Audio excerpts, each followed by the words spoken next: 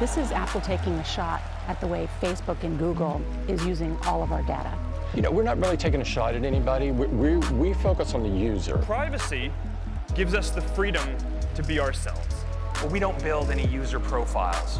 It's easier to feel like you belong when you're part of smaller communities and amongst your closest. Differential privacy is a research topic in the area of statistics and data analytics that uses hashing, subsampling, and noise injection to enable this kind of crowdsourced learning while keeping the information of each individual user completely private. واتس اب جايز، يسريز هير. في عالم الاريح فيه التعامل مع المعلنين مقارنه بطلب الاشتراكات من المستخدمين، الشركات كلها بقت رايحه ناحيه الاعتماد على الاعلانات في انها تقوم البيزنس بتاعها عن انها تستنى العملاء يدفعوا ليها. ليه؟ بسبب التضخم المرعب للاقتصاد واحتياج شركات كتير لانها تستمر في تجميع الارباح وتكون ارباحهم ازيد في كل سنه عن اللي قبلها. شركات كتير حتى اللي ما كانش البيزنس بتاعها قايم على الاعلانات بدات تتجه للاعلانات كمصدر ربح ليها، وبدات الشركات تنافس اكتر على انها تخلي المعلنين يتوجهوا ليها. فيسبوك بيديك اعلى معدل امبريشنز قصاد المبلغ اللي بتدفعه له، جوجل بتحسبها بالكليكس او الدوسه على الاعلان بتاعك، وكل شركه بتستخدم اساليبها الخاصه عشان بس تجذب المعلنين ليها. لكن انت تخيل ان حتى شركه ابل، وانا مش فان بوي لابل بس ما انكرش ان ابل هي اكبر شركه موجوده في العالم حاليا من ناحيه القيمه السوقيه، بقت داخله في مجال الربح من خلال الاعلانات، وقدرت تحقق في 2021 بس اكتر من 3 مليار دولار من الاعلانات بس، ده على 10 مرات من اللي كانت الاعلانات بتعمله لها في 2017، يعني قبلها ب4 سنين. ومع انك ممكن تكون مستغرب ان الشركه اللي بنت سمعتها على انها مع حمايه المستخدم من الاعلانات والتتبع على النت واليوزر ده حبيبنا والكاستمر ده قريبنا، وقاعده تهاتي في المحافظه على خصوصيه المستخدمين وعماله تحارب في فيسبوك من هنا ومش عارف مين من هنا. Apple, we believe privacy.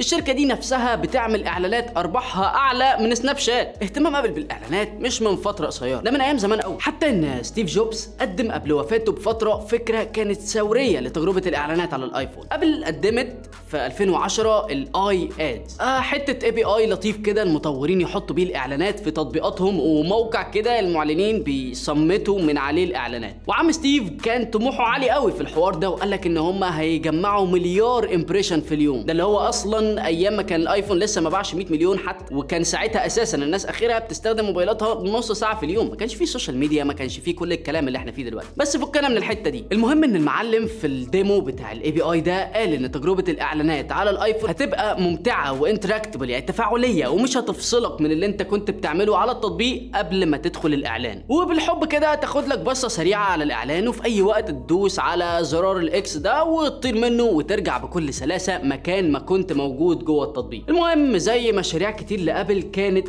بترميها في الزباله، الاي ادز ده اتوقف في 2016 وطموحات ستيف جوبز كلها وقعت في الارض. بس مع ان القصه بتاعت الاعلانات الجنرال دي ما نفعتش، في حاجات ابل بتحشر فيها اعلانات زي الاب ستور والابل ميوزك، وتضييقها على فيسبوك في الوصول لبيانات المستخدمين بيديها امتيازات عند المعلنين في المنطقه دي، وان فيسبوك يخرج من اللعبه اصلا بيفضي ليها مساحه عشان تكسب اكتر من السوق. يعني اذا كنت بتقدم ابلكيشن جديد للناس روح اعلن على الاب ستور، اذا كنت مغني يبقى تعلن على الابل ميوزك، ومستقبلا ممكن تلاقي ابل دخلت اعلانات في خدمه ابل تي في بلس. وعلى فكره ابل بتلم بيانات من المستخدمين، وكل القصه بتاعت حروبها من اجل الخصوصيه دي قايمه على حته رفضها لتدخل طرف ثالث، انما هي بسياستها واتفاقها معاك كطرف اول بتدي لنفسها الحريه في جمع جزء من بياناتك بشكل عشوائي وتحطك في التصنيف وسط ناس شبهك فيما يعرف بالديفرنشال برايفسي. وفيسبوك بقى شايف اللي ابل بتعمله كويس وعارف انها بتستغل الايكو سيستم بتاعها في انها تدي امتيازات لصالحها. فطبعا زي ما انت شايف اليومين دول فيسبوك بتحاول تعمل اجهزتها وبتحاول تعمل حاجه ثوريه تبدل الايفون وتكون هي اللي متحكمه فيها، علشان كده شغاله بكل طاقتها على الميتافيرس والفيرتشوال رياليتي اللي عماله ترمي فيها فلوس كتير بالمليارات. وهل فيسبوك بترمي كل الفلوس دي علشان تبيع الاجهزه؟ لا، فيسبوك عايزه بس تعمل ترند يسبق الايفون وتفضل في الاخر محافظه على مصدر ربحها الاساسي الاعلانات. فلوس الاعلانات بالنسبه لها اهم من كل فلوس الابتكارات والاجهزه، على الاقل بتعمل مكسب من غير ما تتعب نفسها بالدخول في المصانع وخطوط الانتاج وركن المنتجات على رفوف. الاعلانات مكسب صافي بالمليارات. ما لما يكون حجم سوق الاعلانات الرقميه في 2021 معدي 460 مليار دولار ومتوقع انه يتضاعف خلال ال5 سنين الجايين، يبقى مش غريب ان كل الشركات تبقى مندفعه ناحيه انها تاخد حصتها من السوق ده ويضخموه كمان. فتلاقي بقى ايه، يوتيوبر يهري لك الدنيا كلها اعلانات، ونتفليكس اكس تبدا تنزل باقه مدعمه بمبلغ قليل باعلانات في شويه دول، لان السبسكريبشن مش جايب همه والبيت كله بيخمس في اكونت واحد، ده اذا ما كانش الشارع والصحبه والمجال. صفقه واتساب ب 19 مليار دولار من كام سنه، تفتكر فيسبوك كان ناقصها مستخدمين او واتساب هو اللي هيزود له القاعده الجماهيريه بتاعته؟ ولا اي كلام من ده. واتساب ده عباره عن داتا مايننج او تعدين بيانات، عشان يوم ما تقول لحد على واتساب انك بتفكر تشتري موبايل يجي لك بوست سبونسرد على فيسبوك مع عروض الموبايلات. وعمنا ايلون ماسك يدخل في النشاط بصفقه تويتر اللي بنسبه مثلا تقدر تقول 70% من ارباحها اللي هترجع له ال 44 مليار دولار بتوعه عباره عن اعلانات. وكل اللي هو بيعمله دلوقتي عشان يهيئ تويتر انه يغير البيزنس موديل بتاعه ويكون مركز على الاعلانات عشان ارباحه تعلى اكتر. ده حتى شركات الموبايلات يا مؤمن اللي هي بتبيع لك برودكت، فاهم يعني؟ هي بتديك برودكت، بتديك موبايل في ايدك، برضه بتركز في تعويض اسعار موبايلاتها الرخيصه على الاعلانات اللي ناقص تطلع لك في وسط المكالمه. تكون بتكلم حد كده وتلاقيه بيقول لك حمل تطبيق واتساب الان، الله انت مالك يا عم الحاج؟ يقول لك معلش اصل موبايلي شاومي. واديك شايف ابل وافعالها الخبيثه، وكل الشركات بتمشي وراهم في الحركه دي، وبالتدريج تبدا حياتنا كلها تبقى ماشيه بالاعلانات، ونبقى عايشين في عالم كل ما نفتح فيه عينينا نلاقي اعلانات حوالينا، وخصوصيتنا وكل حياتنا موجوده على سيرفرات في كل مكان في العالم علشان الاعلان المظبوط يوصل لك في الوقت المظبوط. وده بقى تحديدا اللي بيحاول ايلون ماسك ان هو يعمله، بانه يجمع الداتا المظبوطه عشان ما تبقاش لسه ما اتجوزتش يجي لك اعلان عن مدرسه لابنك مثلا. ده بنسميه سبام اعلانات او ميس تارجتنج، واكيد ده حصل معاك كتير. في مقابل مرات تانية كتير جدا انت بتلاقي الاعلان قدامك في حاجه انت خلاص كنت على وشك انك تفكر فيها. فالخلاصه انا مش ضد الاعلانات، مش ضد ان ابل حاولت وبتحاول انها تبقى شركه نسبه كبيره من ارباحها بتعتمد على الاعلانات، ومش ضد ان كل شركه بتحاول انها تدخل مجال الاعلانات، خصوصا ان انا وانت عارفين انك ككاستمر او مستهلك الشركه مش هتستنى منك فلوس. انا فيسبوك مش هيقول لي ادفع فيه، بس هو اسهل له ياخد فلوس وارباح من شركه بتعلن عنده عن طريق ان انت بتشتري من الشركه دي منتج انت اوريدي مهتم بيه. فالتارجت في الربح من الاعلانات في الاخر هو الشركات، مش انت. انا وانت مجرد وسيله علشان الشركات تحقق ربح من الشركات، لكن احنا دورنا ايه؟